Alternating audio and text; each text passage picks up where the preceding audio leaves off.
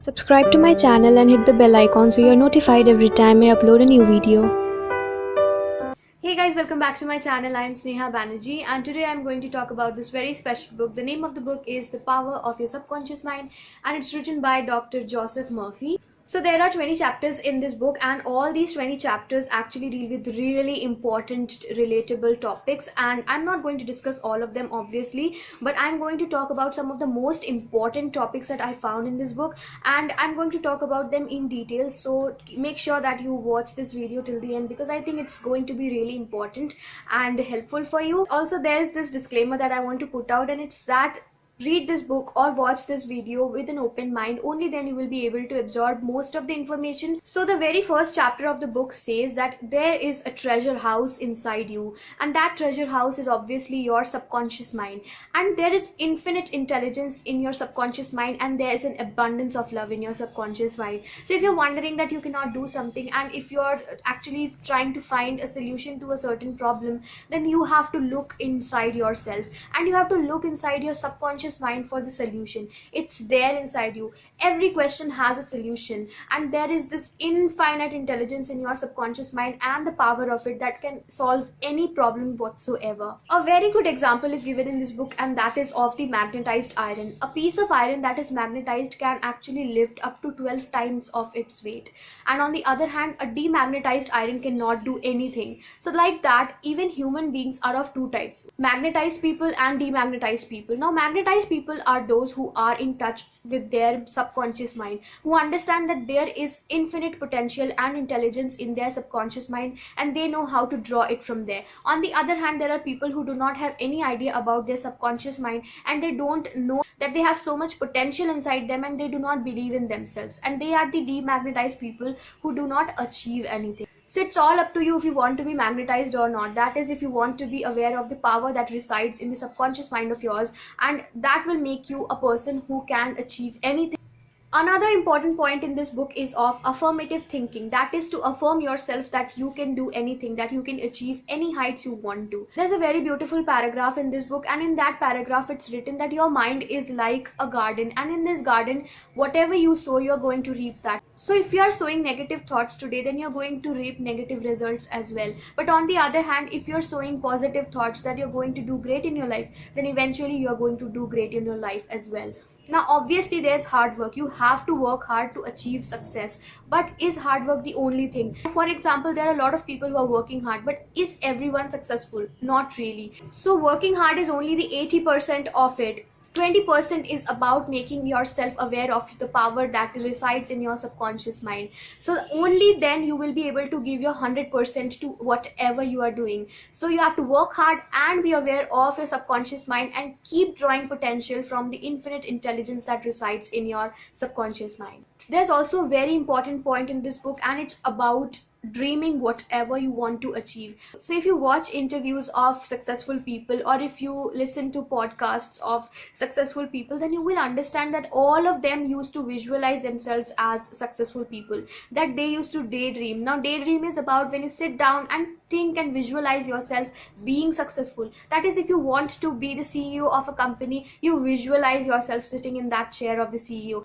So you have to visualize and see yourself as a person who is successful. Only hard work will not pay, because hard work is only a part of it. The other one is being positive, having a positive approach, that one day you are going to reach there, that you will reach there. It is affirming yourself, it is affirming your subconscious mind that yes, I can do this and I'll reach there, and that's how you sow a seed of positive thinking. So there's a story in this book about a man who was stuck in the concentration camp in Soviet, and he had no idea where his family was, where his friends were they even alive? So he started visualizing himself in Los Angeles living a very happy life with his American wife, and everything is good, and he could visualize everything, the buildings, the trees, the neighborhood, everything he could visualize, and it was just as vivid as a real tree in the concentration camp was. So eventually he could elope from the concentration camp, and he actually lived in the Los Angeles with his American wife, and everything was amazing. The things that he visualized, the neighborhood, the trees, the buildings, everything was exactly the same like he had visualized in the concentration camp, and everything came in reality, and he was living his dream. So always keep dreaming, visualize yourself as successful. And this story is a real story. The account was given by himself. So there are also chapters in this book that speaks about healing, the healing of physical illnesses as well as mental illnesses. So if you're dealing with anything as such, then you can read this book and understand how you can use the power of your subconscious mind to heal yourself from any kind of illnesses.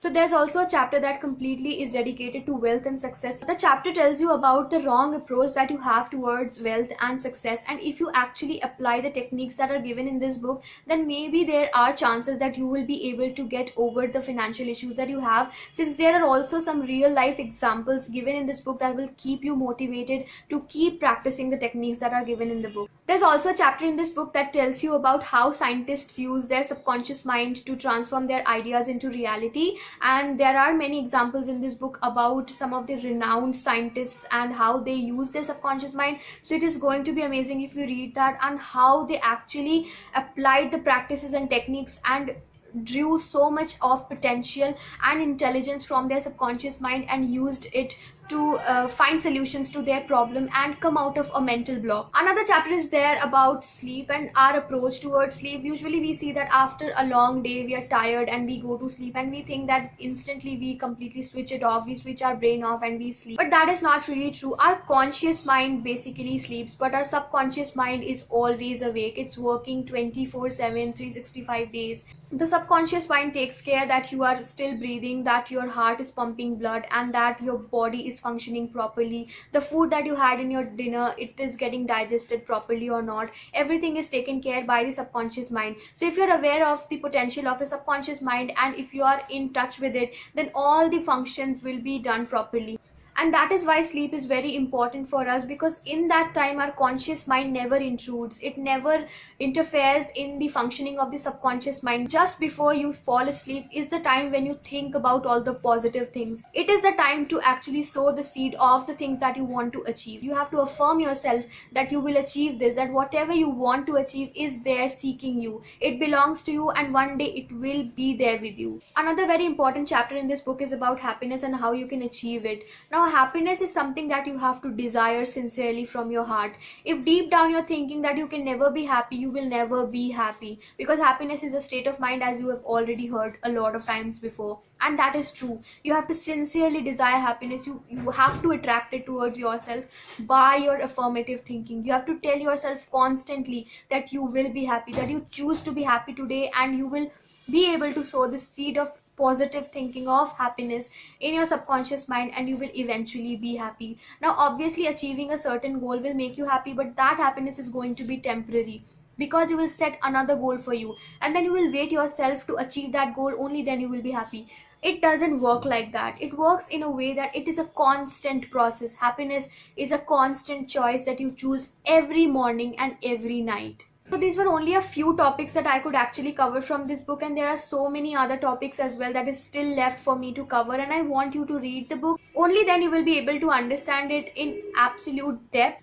Alright, so that was all for today's video, and I highly recommend you to go and read this book, because this book will just change so much in you. It will change your mindset, it will change your approach towards life, it will change your life. And if you like my video, then do not forget to like, share and subscribe to my channel, and hit the bell icon so you're notified every time I put a new video, since I post new videos every week. And I'll see you next time. Until then, goodbye.